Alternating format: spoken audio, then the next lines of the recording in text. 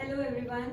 So I hope कि हमने जो प्रीवियस वीडियो में व्हाट इज फोरेंसिक साइंस और उसकी जो थोड़ी बहुत ग्लिम्स ली थी ब्रांचेस ऑफ फोरेंसिक साइंस की, वो आप सबको अच्छे से समझ आ गई होगी। और आज हम पढ़ेंगे detail study of the branches of forensic science. पिछले वीडियो में तो थोड़ा बहुत ग्लिम्स लिया था, बट अब पूरा डिटेल में समझेंगे। तो फर्स्ट ब्रांच है हमारी फोरेंसिक मेडिसिन की। Forensic medicine as you know is a branch of medical sciences, मतलब इसमें पूरी स्टडी मेडिसिन की होती है। और ये एप्लीकेशन है principle of knowledge of medicine, मतलब कि एमबीबीएस स्टूडेंट्स या हम जैसे फोरेंसिक एक्सपर्ट्स भी मेडिसिन की स्टडी क्यों करते हैं।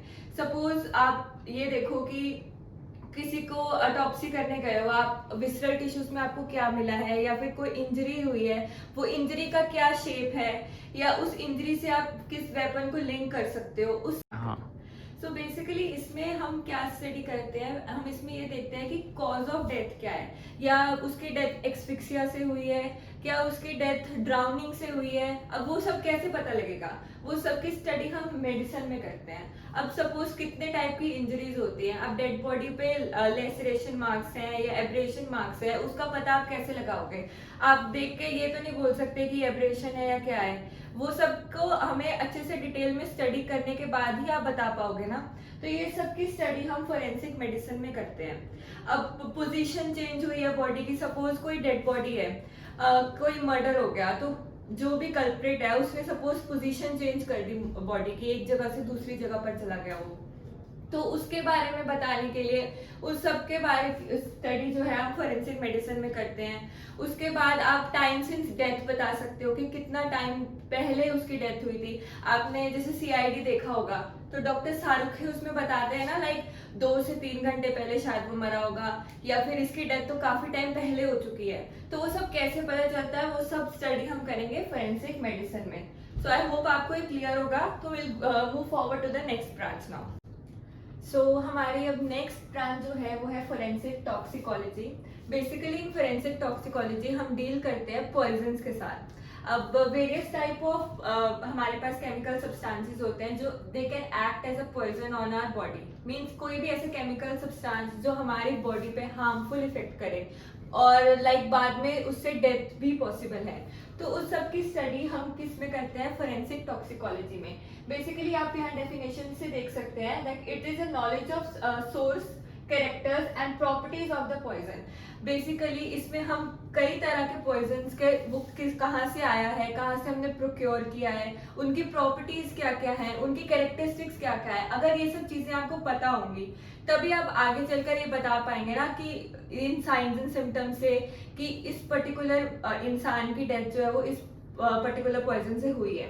तो इसमें हम स्टडी करते हैं source, characters and properties of poison and the science and symptoms that I already said that कि साइंस एंड सिम्टम्स, सपोज आपके पास कोई डेड बॉडी है और आपको उसमें से गालने की लाइक ऑर्डर आ रहा है, तो आप बता सकते हो कि हो सकता है कि उसकी डेथ पेस्टिसाइड से हुई हो, या फिर आपको उसके म्यूकोसल लाइंस में ब्लूइश डिस्कलरेशन मिल रही है, तो हो सकता है उसकी डेथ कॉपर पॉइजन से हुई हो, कुछ ऐसा हो सकता है। तो मेटेलिक पॉइजन आ गए, तो इसमें हम साइंस एंड सिम्टम्स की भी स्टडी करते हैं। आफ्टर तो बेसिकली इसमें हम रेमेडियल मेजर्स की भी स्टडी करते हैं। सपोज आप किसी क्राइम सीन पे गए हो या आपके आसपास सराउंडिंग में ही आपको कुछ ऐसा केस मिल जाता है कि अभी उस इंसान की या उस पर्सन की डेथ नहीं हुई है, वो बच सकता है, तो उनके क्या रेमेडियल मेजर हो सकते हैं, या आपको एकदम से कुछ फर्स्ट एड देनी पड़ जाए उसको, तो क्या रेमेडियल मेजर्स आप दे सकते हो। तो ये रेमेडियल मेजर्स की स्टडी भी इसमें करते हैं। साथ में आप उनका फेटल इफेक्ट भी स्टडी करते हो, लाइक पर्टिकुलर पॉइजन का फेटल डोज क्या है, फेटल पीरियड क्या है। फेटल डोज से लाइक आप ये पता कर सकते हो ना, लाइक उस इंसान के पास कितनी डोसेज है उसकी बॉडी में, या कितनी डोसेज पे आपको लगता है कि वो इंसान की डेथ हो सकती है, या कितना पीरियड है अभी उस इंसान के पास कि आप उसे बचा सकते हो। लाइक सपोज किसी पर्टिकुलर पॉइजन का फेटल पीरियड जो है 1 to 2 डेज है, तो 1 to 2 डेज में अगर उसकी ट्रीटमेंट अच्छे से हो जाए तो वो इंसान बच सकता है। या किसी पर्टिकुलर पॉइजन का फेटल पीरियड सपोज 1 आवर है, तो उस हिसाब से ट्रीटमेंट जो है जरूरी होती है। तो रेमेडियल मेजर के साथ साथ फेटल डोज, फेटल पीरियड की भी स्टडी करते हो। So that is all about forensic toxicology. After that now will so next अब हमारी जो थर्ड ब्रांच है वो है forensic chemistry. Basically forensic chemistry science की ही एक ब्रांच है। तो इसमें हम क्या करते हैं, लाइक हमारे जो प्योर केमिस्ट्री है उनके प्रिंसिपल्स उनका यूज करके, लाइक उनके एप्लीकेशन से ही हम क्या करते हैं, लॉ को हेल्प करते हैं। लाइक इसमें हमारे पास बहुत सारे केसेस आ सकते हैं। इसमें बेसिकली हम डील करते हैं ड्रग्स के साथ, और हम डील करते हैं अल्कोहल के साथ। एडल्ट्रेंट के केसेस हो गए हमारे पास, लाइक फूड में किसी ने कुछ स्पाइक कर दिया या कुछ किसी तरह का एडल्ट्रेंट मिक्स है। सबसे बेसिक एग्जांपल, मिल्क में water as an adulterant mix है, तो वो केसेस हो गए, या अल्कोहल के केसेस हो गए। उसके बाद हमारे पास वेरियस टाइप्स ऑफ एक्सप्लोजिव के केसेस हो गए। ये सब चीजें हम डील करते हैं फोरेंसिक केमिस्ट्री में। तो बेसिकली इसमें सबसे ज्यादा, अगर हम फोरेंसिक लैब्स की बात करें तो सबसे ज्यादा जो केसेस हमारे पास आते हैं वो सबसे ज्यादा आते हैं एनडीपीएस यानी कि ड्रग्स के केसेस, ड्रग अब्यूज के, ड्रग ओवरडोज के केसेस, या कहीं से ड्रग सीज किया है बहुत सारी क्वांटिटी में, वो सब केसेस। और सबसे ज्यादा मैक्सिमम क्वांटिटी में आपको मिलेंगे अल्कोहल के केसेस। अडल्ट्रेंट और एक्सप्लोजिव के केसेस बहुत रेयर चांसेस होते हैं, बिकॉज लाइक अगर एडल्ट्रेंट का केस है और सपोज किसी की डेथ हो जाती है उससे, या किसी को कोई प्रॉब्लम हो जाती है, डेथ ही बेसिकली फोरेंसिक साइंस हमारे जो एफएसएल लैब्स है उसमें आता है। और सपोज उसकी डेथ नहीं होती है तो ट्रीटमेंट के लिए वो हॉस्पिटल्स में जाएगा, या वो जो फूड प्रोडक्ट है जो सीज किया वो किसी ना किसी पैथ लैब या उसमें जाएगा एग्जामिनेशन के लिए। तो एफएसएल्स में बेसिकली वो नहीं आते हैं। एंड रही बात एक्सप्लोजिव की, तो चांसेस बहुत कम है। लाइक आप खुद सोचो कि एक्सप्लोजिव के केस रियरली अब सुनने को मिलते हैं, कहीं पे ऐसे बॉम्ब ब्लास्ट हो रहा है, कुछ हो रहा है, ऐसे कोई डेली बेसिस पे तो ये सब नहीं होता है ना। तो एक्सप्लोजिव के केसेस भी बहुत रेयर हैं। तो ज्यादातर हमें एनडीपीएस, ड्रग्स या फिर अल्कोहल के केसेस ही मिलते हैं। So this is all that we study in forensic chemistry, and now we'll move to the next branch of forensic science. हमारी अब फोर्थ ब्रांच है फोरेंसिक बैलिस्टिक्स। बेसिकली इसमें हम डील करते हैं examination of fire arms, cartridges, bullets and उनकी identification और comparison से। सपोज आपके पास कोई फायरिंग का केस आया है या कुछ भी आया है, तो आपको क्राइम सीन पे क्या क्या एविडेंसेस मिल सकते हैं। बुलेट जरूर मिलेगी आपको वहाँ पे, कार्ट्रिज केसेस मिलेंगे। अब वो बुलेट किस फायर आर्म से चली है, या वो कार्ट्रिज किस फायर आर्म से बिलोंग कर रहा है, उसकी आइडेंटिफिकेशन या उसकी सारी स्टडी हम फोरेंसिक बैलिस्टिक में करते हैं। अब सपोज आप उन सब की आप एग्जामिनेशन किस तरह से कर सकते हो, लाइक उनके जो स्टाइरेशन मार्क्स हैं या ये सब चीजें हैं वो हम आगे वाली वीडियो में पढ़ेंगे। बट बेसिकली आप ये समझ लो कि आइडेंटिफिकेशन, किसी भी फायर आर्म को लिंक करना है क्राइम सीन के साथ, या किसी भी बुलेट को लिंक करना है किसी फायर आर्म के साथ, या उस इंजरी जो आपको इंजरी मिली है वहां पे, आप उस इंजरी से भी पता लगा सकते हो कि किस टाइप की बुलेट, क्या वो शॉटगन की बुलेट है या वो राइफल फायर आर्म की बुलेट है, उससे भी आप पता लगा सकते हो कि वो किस टाइप की फायर आर्म से शूट की गई होगी। तो इन सब चीजों की स्टडी हम फोरेंसिक बैलिस्टिक में करते हैं।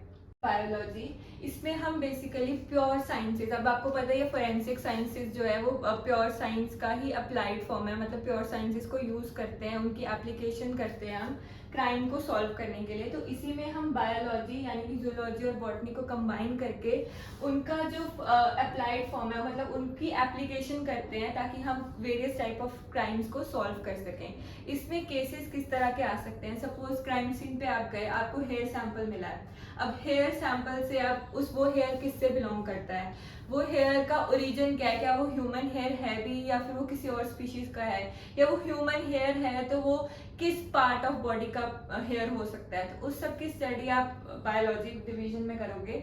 उसके बाद आप इसमें semen sample, like rape cases हैं तो सीमन सैंपल्स हो गए, या फिर हमारे पास ब्लड सैंपल्स आपको मिले हैं, वो ब्लड किस पर्सन से बिलोंग कर रहा है, ब्लड ग्रुपिंग कर रहे हो आप, या वो ब्लड का ओरिजिन क्या है, क्या वो ब्लड एनिमल का है या वो ब्लड ह्यूमन का है, क्या वो ब्लड है भी या नहीं। तो इन सब चीजों को पता लगाने का काम फोरेंसिक बायोलॉजी के डिवीजन में होता है। And next now will study about our next division. तो अब हमारी जो सिक्स्थ ब्रांच है वो है क्वेश्चन डॉक्यूमेंट। क्वेश्चन डॉक्यूमेंट हमारी फोरेंसिक साइंस की ब्रांच है जिसमें हम various types of legal questions यानी कि उनकी एग्जामिनेशन करते हैं। लाइक हमारे पास कोई भी सपोज आप क्राइम सीन पे गए, आपको वहाँ पे कोई अनोनिमस सुसाइड लेटर मिलता है। अब उस लेटर पे जिस पर्सन की हैंडराइटिंग है, क्या वो वही पर्सन है जिसने सुसाइड अटेम्प्ट की है या किसी ने जानबूझकर उसकी तरफ से नोट लिखकर भेज दिया है। अब उस राइटिंग को एग्जामिनेशन करना कि वो हैंडराइटिंग उस पर्सन से बिलोंग करती है या नहीं करती। या फिर आप उस पेपर का एग्जामिनेशन करना चाहते हो, सपोज कई ऐसा होता है कि कोई विल बना दी है, अब विल इसी टाइम पर बनी है या फिर वो जब इंसान विल बना चुका था उस टाइम पर ओरिजिनल वाली विल वही है या नहीं है, तो उसकी एग्जामिनेशन लाइक वो पेपर कितना पुराना है या वो अभी पेपर नया नया बना है, उस पर हैंड राइटिंग की गई है, उस पेपर का एग्जामिनेशन होता है। पेपर एग्जामिनेशन के बाद इंक एग्जामिनेशन भी हम इसमें करते हैं। अब आपके पास वेरियस टाइप ऑफ पेन्स आप यूज़ करते होगे अपनी काम करने के लिए, बॉल पेन यूज़ कर रहे हो या जेल पेन यूज़ कर रहे हो, अब उसमें किस पेन से लिखा गया है, कौन सी टाइप की इंक का यूज़ किया है। 2 पेन्स का एग्जामिनेशन भी आप एक साथ कर सकते हो। अब 2 बॉल पेन है आपके पास, अब उन 2 पेन से आप लिख रहे हो, आप तो एक एज अ लेमैन आप देखकर बोल दोगे कि ये भी तो सेम इंक से लिखा गया, ये भी बॉल पेन की इंक है, ये भी बॉल पेन की इंक है, बट हम 2 बॉल पेन की इंक्स को भी डिफ्रेंशिएट कर सकते हैं। तो इसकी स्टडी भी हम क्वेश्चन डॉक्यूमेंट में करते हैं।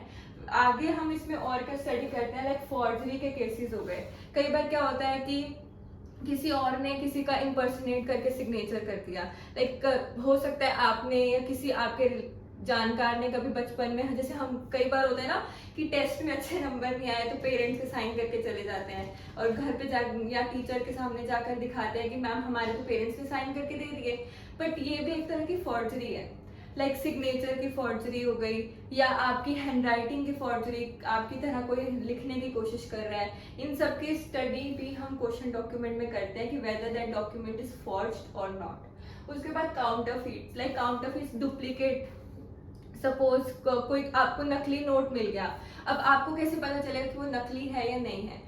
कई तरह के सिक्योरिटी फीचर्स आपको ओरिजिनल नोट में मिलते हैं, कई तरह के सिक्योरिटी फीचर्स पासपोर्ट्स पे होते हैं, तो उनकी काउंटरफीटिंग हो रखी है या नहीं हो रखी, क्या वो ओरिजिनल है या नहीं है, इन सब की स्टडी भी क्वेश्चन डॉक्यूमेंट में होती है। तो these are the following things that we study in question document. अगर आपको किसी भी तरह की कोई भी प्रॉब्लम आ रही है, किसी चीज़ में कोई भी डाउट आता है, तो आप कमेंट सेक्शन में हमें बता सकते हैं एंड हमारी टीम या हमारे जो टीचर्स हैं वो बिल्कुल आपको रिप्लाई करेंगे। एंड आई होप कि आप इस वीडियो को लाइक, शेयर और सब्सक्राइब ज़रूर करें और हमारी नेक्स्ट वीडियो फर्दर ब्रांचेस के साथ जल्दी आएगी।